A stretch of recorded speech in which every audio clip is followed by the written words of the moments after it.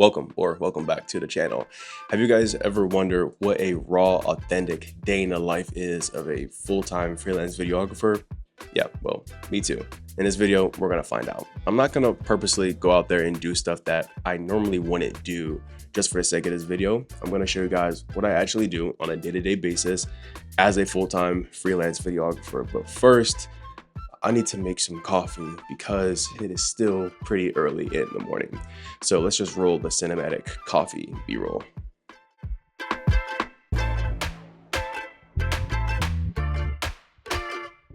Okay, on a serious note though, typically I like to get my work done first thing in the morning. I'm normally up by 7 a.m. and I don't start working until 7:30, sometimes 8 o'clock. And then that goes on all the way until 12, latest 3 p.m., just depending on what type of work that I gotta get done for today. Typically, I like to hop on my computer, check my emails, see if any sponsorships rolled in, scroll through Production Hub to see if there's any new jobs available, and then I'll start working on my other online business if I need to. But I'm gonna talk about more of that a little bit later in the video. As of right now, I'm going to actually go to the park to get some work done because I work in a small office. It's not very big at all. And sometimes I'm on my computer for 8 to 10 hours a day. And you would know if you're a video editor, when you're on the computer for 8 to 10 hours a day, it can just be too much. And I don't like staring at a screen for that long, being inside a small cubicle. I just feel crammed up. I just feel just claustrophobic. And I just don't like it. I like getting outside, getting some fresh air, hearing the birds, hearing the planes go by. So that's typically what I like to do at least once a week. Because again, I'm not working every single day. I'm not freelancing every single day. And I don't have to work on my online business every single day. I have to check on it every single day, but I'm not on the computer 8 to 10 hours every single day. So honestly, I kind of like to leave my office whenever I have to do some serious editing because I have an M2 Mac Mini and that's what I use to edit on. Everything else though pretty much runs on the MacBook that I use, which is very old. And I'm going to be looking for another MacBook here soon, but I'm waiting till Black Friday because I love deals and I'm trying to get a good deal on a good MacBook. I don't need an M MacBook like how I have the M2. I just want something just for scrolling, checking emails, and my other online business. All right, so I'm gonna pick up when I get to the park and we'll talk more there. Really quick, right when I was about to leave, I actually got a notification from Production Hub from this job listing right here. And it's an interview. It's located near Jacksonville, Florida. So it's about 2 hours away from me. And all it is 2-3 hours of event coverage, B-roll, and like a couple of interviews. So I'm going to go ahead and just reply really quick here while I'm on the computer. I'm going to email them first. They have their email and their phone number. I'm gonna email them, wait a couple hours. If I don't hear nothing back, then I'm just gonna go ahead and hit the phone number. So that's what I'm gonna do, and I'll keep you guys updated if I get the job or not. But this is it. It literally just came to me as I was about to walk out the door. One thing I do want to mention is that this job is scheduled for January of next year. Now, I typically do not like to accept jobs that are that far out because I just don't know what I'm gonna be doing around that time. You know, there can be an opportunity that could come up that is a lot better for me, and now I'm locked into this job because I already gave them my commitment.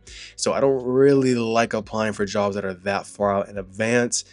It's just, I don't know. Let me know how you guys feel and what do you guys feel about that? Do you guys like to book jobs that are months out in advance, or do you like to keep them within about a month, 2 months max? Me personally, I like to go no more than about like a month and a half.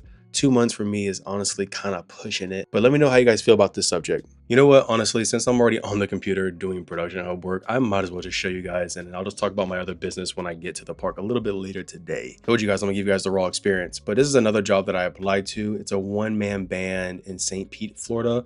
That's again about a 2-hour drive away from me.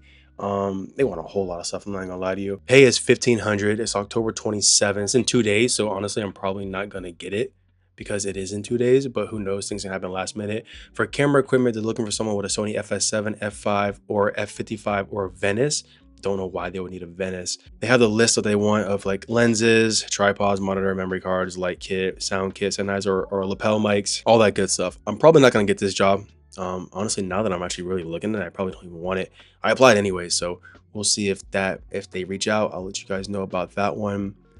Here's another one in Orlando, which is by me. This one actually been here for a while. This is November 1st. I'm looking to create some short form content, promos for my business to be used social media. I'm a geek therapist. Oh, I applied for this one actually a couple of days ago. I think like maybe 2 days ago. I applied for this one in Orlando. Like I mentioned to you guys, now that my businesses have been doing pretty good, I kind of like to just stay around. I'm adjusting the camera right now. I like to stay around the Orlando area. I don't really outsource anywhere else unless they pay really, really good. Why? Because I don't have to now. Um, like I said, I'm just choosing what I want. I don't have to do a lot of jobs no more, but I still want to do some jobs, and I like to do the stuff that seems pretty interesting to me. I actually, so this job right here, this is an event EMT. I seen that, and I still applied for this anyways. And the reason why, because I seen that they're looking for an event EMT, and they're hosting an event in Orlando, and this is by Lake Eola, which is not far from me. And I figured, okay, if they got an event going on, maybe they need a videographer.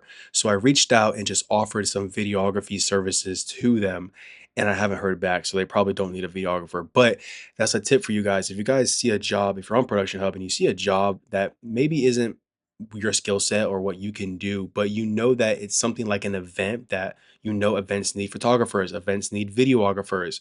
It's okay to go out there and reach out to that person anyways and be like, hey, I seen your listing. Even though you're not, it doesn't say that you need a photographer or videographer. I offer videography services and I offer photography services as well. And maybe you can get a call back from them. That works sometimes. I got a couple of jobs doing that. This job right here in Orlando, December, I actually gave this to a subscriber of mine. So I didn't want to do it. It was too much work. So I don't know if he got the job or not. Hopefully he did. I love sharing the work with people. Don't mind it at all. I think that's about it. I already did like a little quick scroll earlier before I even turned on the camera. And that's about it for Production Hub. So yeah, I just want to show you guys the workflow. This is the first half of my morning, what I do when it comes to looking for jobs. But usually a lot of jobs that I get on Production Hub, when I tell you guys I get them, they normally come to me. So it's less work that I have to do, honestly, and I appreciate that. But all right, let's pick it up when I get to the park because now I got to go do some work with my other business. Honestly, as I was driving over here, I was thinking to myself, I was like, it is just a great feeling to be a freelancer, to not have to take orders from anybody. One of the most attractive parts to me about becoming a freelancer was having the location freedom and the time freedom. I'm out here on a random Friday at a park going to get some work done on my computer when I want to, and I'm doing it because I can. And that's the most beautiful part I love, honestly, about being a freelancer. And that's why I just always encourage my friends or anybody who hung around me to just find something that they want to do in life and just stick with it and go all in. Become obsessed with it. Don't become so obsessed with it where you start pushing people out and neglecting people, but become obsessed with it to where you want a change for your life and you want a difference for your life. I don't know. And I just definitely don't take it for granted. It's a lot of hard work and it's not easy. And if you're willing to put the time in, put the effort in, and put in the constant headaches and struggles and difficulties that you're going to deal with any business that you run, and you stick with it for a long time, you're really going to enjoy the fruits of your labor. I just want to just have that talk with you guys, give you guys some words of encouragement, I guess. But we're here now, so time to get back to work.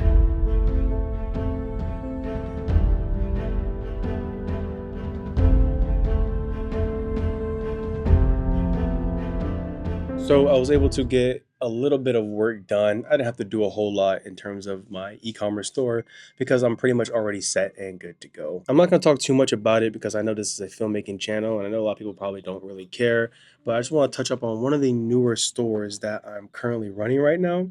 And it's not really doing too good. I'm not really profitable. Let me show you guys the sales right now. So this is the sales right here. I don't know if you guys can see that or if you guys weren't able to see that. I'm currently at $39.93 in sales, which is not a whole lot of money at all. And I got a total of 2 orders. Now I've been running this product for about 2 days and I spent $100 on ads. $100 on ads only got me back in return $39.93. So if you guys can do the basic math, that is not profitable. I'm actually negative $84. So you got to keep in count the budget for the ads, the ad costs, and then you got to keep in mind the cost of the goods.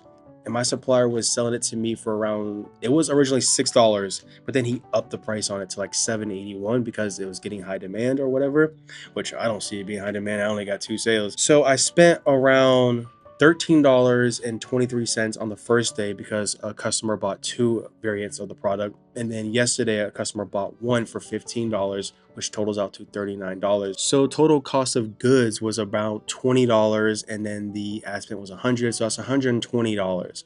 $120 is what I spent, and I only made $39 in profit. So I'm actually negative $81. But because I spent $100 on TikTok, that's what I used to market my ads on TikTok, they gave me $100 in credit. Today was going to be the day that I shut the store down and just try a different product. I already have 3 other products that I plan on testing. But TikTok gave me $100 in credit. So I'm actually going to use that $100 to continue running this store for the next 2 days.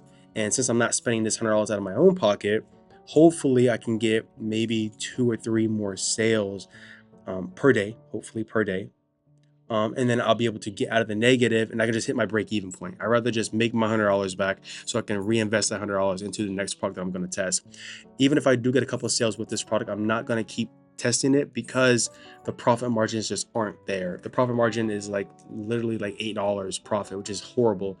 I only continue to sell it because I just wanted to see if this product even had potential and if my supplier can lower the product cost and maybe I can try to bump the price up. But I tried many different variants of offers, and the only offer that customers are willing to pay is my lowest offer, which only leaves me at $8 profit margin, which is something that you don't even want to waste your time on. So honestly, for the next 2 days, I'm going to run it with TikTok's money. And then after that, I'm just going to shut it down, move on to the next product. And that's the name of the game of e-commerce. It's like gambling, you know, you want to put in your money and hopefully you get a large return back on your money. So that's pretty much it. Once the website is built and the ads are running, there's nothing else really I have to do but just keep monitoring the ads. So that's what I just did. I just went and posted some new ads for tomorrow because every time I test a product, I start it for the next day. I like to let it run for a full 24 hours to make sure I'm getting a proper test. It's risky to some people. This might not be a business model that they want to get into, but you got to spend money in order to make money. So that's pretty much it. All my work for today is pretty much done. I got everything done in a matter of 3 to 4 hours. Another thing is too, I'm really enjoying using this Osmo Pocket 3 because if I didn't have this, I only had the FX6. So filming everything on the FX6, especially stuff like this, making videos like this, is just ridiculous. And it's just like trying to film videos like this on the FX6 was just extremely hard. I mean, I could have done it better. Low, yeah, I hated it. I didn't like it. And now that I have this, it just makes my life so much easier. Great investment. So back to regarding the Production Hub job listing. Yesterday when I applied, he didn't have a day rate. So now he added a little bit more information. He still didn't explain exactly what it is that he's looking to film for, but the day rate is $850. I sent him an email and I told you guys that he has his phone number listed. So I'm going to reach out via phone number, but I also see that he has another listing that he posted for assistant camera operator. So I'm going to try to get either one, either the main camera operator or the assistant camera operator. And for the assistant camera operator, the day rate is $725, and then he has an AC kit of an additional $50, so around $775. So quick update regarding the Production Hub job listing. The client ended up reaching back out to me via text message and he told me that the job is already filled. So that just goes to show you how quick these jobs go on Production Hub. The moment you get notified, you gotta hop on it, because if not, you're gonna miss this opportunity. And unfortunately, I missed out on this opportunity, but who knows, maybe there's gonna be another one that pops up because they do pop up quite often. So we'll wait for that.